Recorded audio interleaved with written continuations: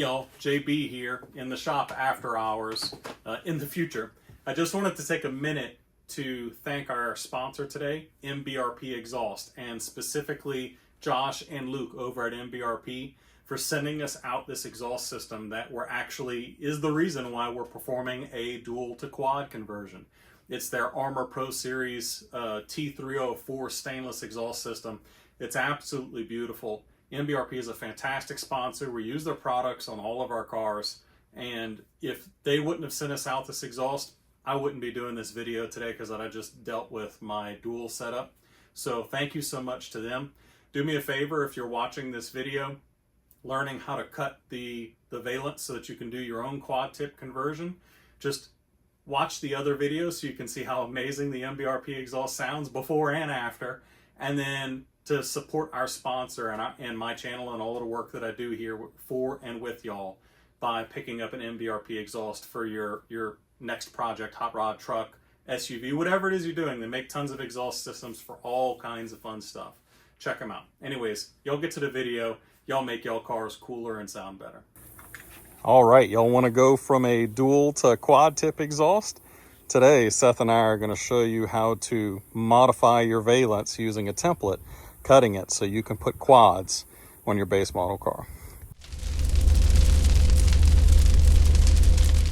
All right, y'all, so this is the quad setup that we're going to be putting on the Mustang. Obviously, we need to cut the valence to fit it in there. So to get our MBRP quad tips in there, let me show you how exactly we're going to cut that valence. All right, so to cut the valence, you can freehand it with a Dremel if you want to, if you're really gangster. But what I chose to do was to go to NYTOP, NYTOP, NYTOP. I don't know how you pronounce this. They offer these on sale on their website for $6. It's a digital download. I've got it printed out on some matte photo paper, kind of thick like cardstock. And basically you cut these guys out and you put tape on it, and it allows you to cut the valence in the shape of the active exhaust for the 2024 cars. So this is the exact cutout shape that you need for an active exhaust 2024 car that already has the quad tips. Now, if you don't want the look of stockish, and that's what I'm going for here, then you can always cut more plastic out. And I'm going to show you what that looks like. But first, I'm going to take a pair of scissors and very carefully do some arts and crafts here, and we'll get behind the car. All right, and after some arts and crafts, I have 2 stencils, I have some painter's tape, and I've got multiple ways to mark the bumper. You could hypothetically tape this on and then come back with your Dremel and follow the stencil. I don't recommend doing that because it's really easy for the stencil to move with the Dremel as you cut and give you a wonky cut. So I'm going to put the stencil on. We're going to find a way to mark the plastic of the bumper and then come back after removing the stencil to cut it. All right, you can see here we've got the template hooked into position. That little small hooked end comes around the bottom edge of the bumper here. So once you've got it taped in, you're going to cut along this line here. I know it might be a little hard to see. There you go. This factory seam here, we're going to cut along that. We're going to follow the template, and then you take some tape and then make your straight edge all the way out the back.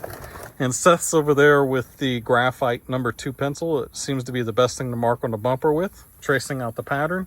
Once we've got a line traced out for the cut, then we're going to pull it off and take a Dremel out to it. All right, and you can see here that graphite pencil line shows up really well. So we're going to go get the Dremel and cut this off. And here's the intimidating part for the average person, is some cutting. I've got a cutoff wheel on my Harbor Freight Dremel. These are really cheap at Harbor Freight. And for even cheaper, you can get this tiny little handheld guy here, which I probably could use for this job, but I'm gonna use the big one for now, see how it works out. And then not just a cutoff wheel, I've got a drum sander that I can put on it to clean the edges up. All I'm gonna do here is very, very carefully cut just inside of that graphite line that we drew. You don't wanna cut on the graphite line. I'm gonna cut right inside of it. And then I'm gonna come in with this guy and clean the edge up. Let's do it.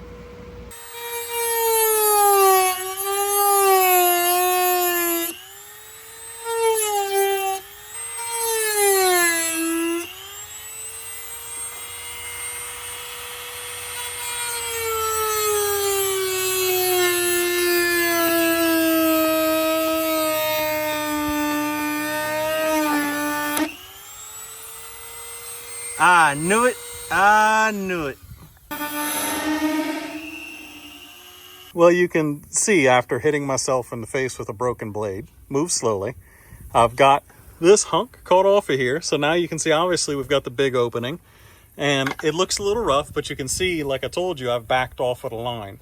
This plastic cuts really easy, like butter with a wheel. So now that I'm cut back off of the line, I'm going to sneak in a little closer and then use a sanding wheel and make this really pretty using a combination of a sanding wheel and a burr and stuff like that. Just don't rush, take your time. Don't try to take the first cut as your final cut, or you will end up with a really messy result. All right, with some careful cutting with the cutoff wheel, this is the shape you'll end up with. Just take your time. See, it's very neat.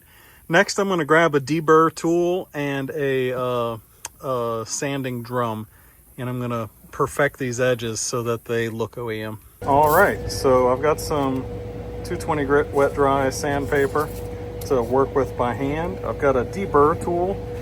These are really great. You take them on a sharp edge surface and you drag them along. It actually cuts the rolled edge off of things. It's good for metal and plastic and everything else. If you're using these on plastic, just be very gentle. And then I have a drum sanding attachment for working the corners real nice.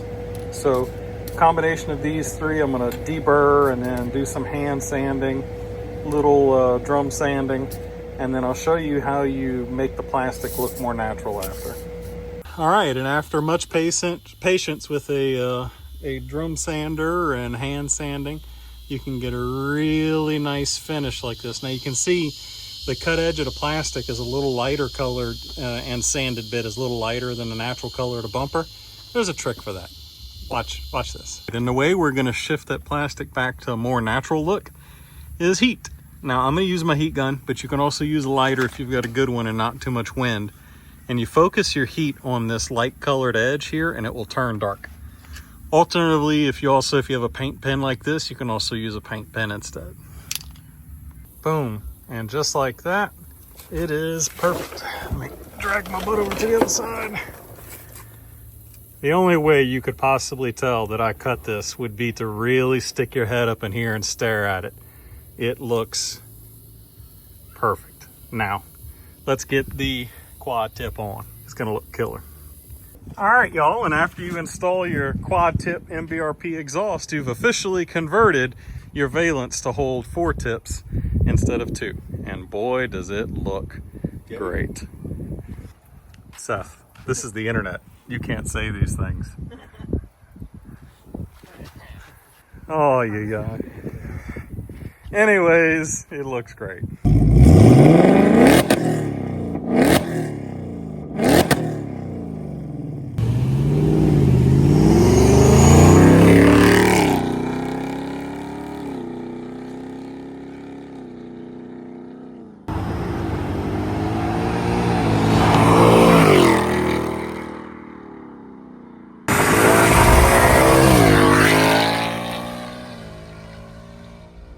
Thank y'all so much for watching.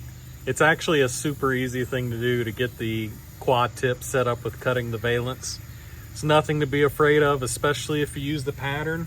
If you don't use the pattern, you could actually, over here, just cut this extra bit of plastic out right here. I don't really think it would look bad at all to do that.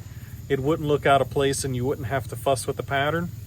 But if you do what I showed you and you smooth it out with a sanding wheel and then heat it with the heat gun, I mean, look at it. It looks perfect. It looks like it belongs. So thank y'all for watching. Y'all have a good one. As usual, God bless. Peace.